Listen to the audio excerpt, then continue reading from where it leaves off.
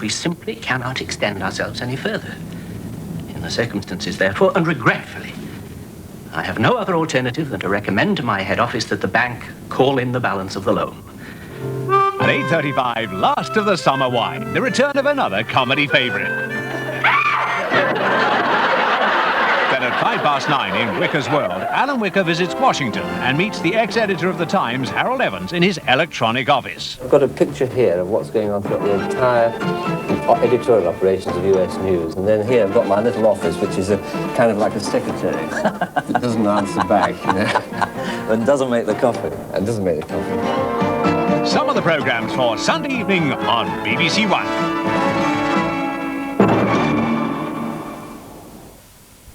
In 15 minutes, desert adventure for John Wayne and Sophia Loren seeking the legend of the lost. First, we find ourselves in the company of Bugs Bunny.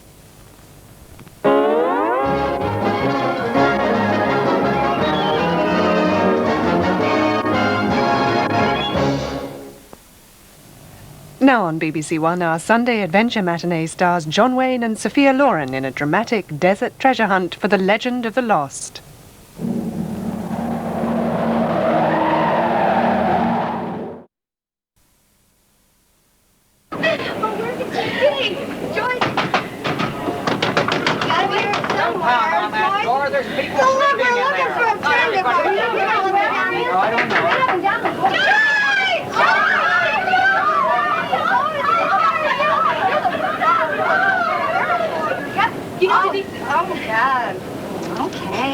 Denise is going to meet us in New York.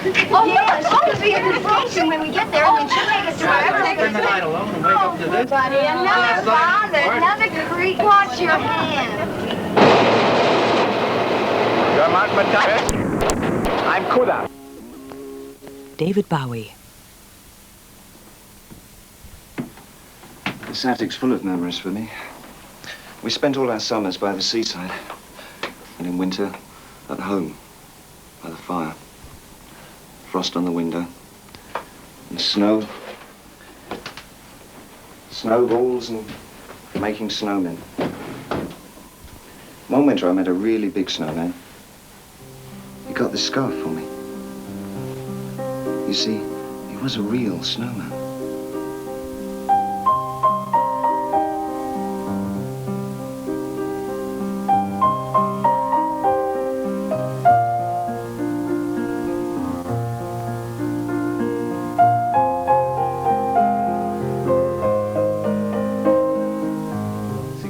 Now on BBC One, more lively discussion with Sir Robin Day and his guests in Question Time.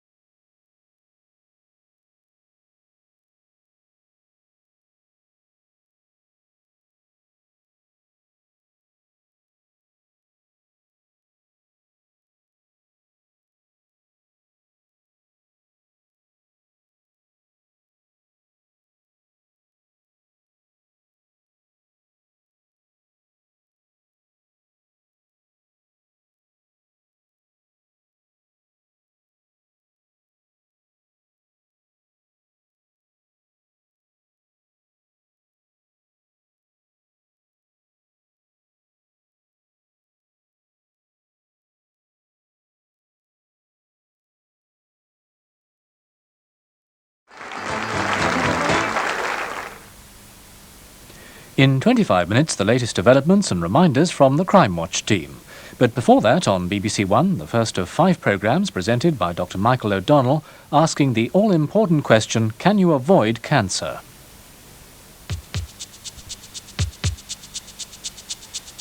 What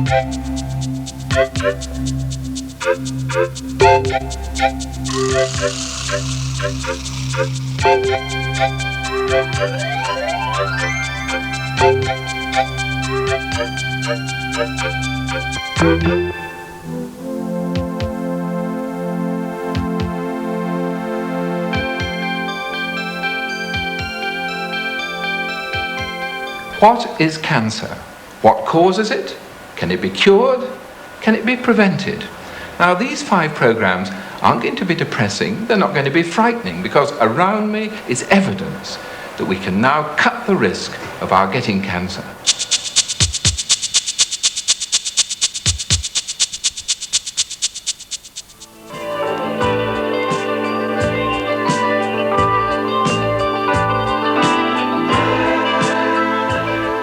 We cherish our health and strength.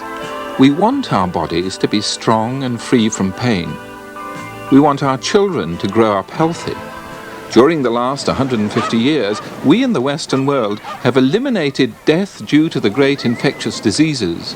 And for these children, tuberculosis, diphtheria and typhoid are things of the past.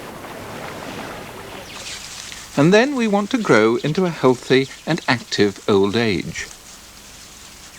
But in the West, there are still 2 major killer diseases. Heart disease kills 180,000 people in the United Kingdom every year, and then there's cancer. It kills fewer people, about 150,000, but we fear it even more. It's not really curable, is it? And anyone can get it. Of course it's horrible, yeah. Like, you know, I've seen an uncle die of it. Oh, it bothers me, yeah. I think it bothers everybody. We fear cancer because we don't know enough about it and we think there's nothing we can do. But it needn't be fatal, and it can be curable. But is it preventable? At least 80 or 90% of all cancers are, in principle, capable of being prevented. That's not to say that we know now how to prevent them, nor that all the things that would need to be done to prevent them would be acceptable to the general population. But in principle, that percentage is capable of being prevented. If the history of the conquest of disease is anything to go by, we would guess that cancer will be prevented, or most cancer will be prevented, long before people find really specific treatments. In the 19th century, people learnt about the causes of the infectious diseases, and they set about preventing them by cleaning up the environment and installing quarantine and so on and so forth. And by the time the antibiotics came along, perhaps 95% of the mortality from infectious diseases had already been conquered. So prevention is likely to come before cure. And in theory, the vast majority of cancers are preventable. In practice, about 1/3 of cancer deaths in the UK are preventable now. And this means 50,000 people every year. But whether we and our families avoid cancer may often depend on the way we live and what we do about it. There's nothing inevitable about getting cancer, and most of us never get cancer at all. Because our bodies are very efficient machines made up of tens of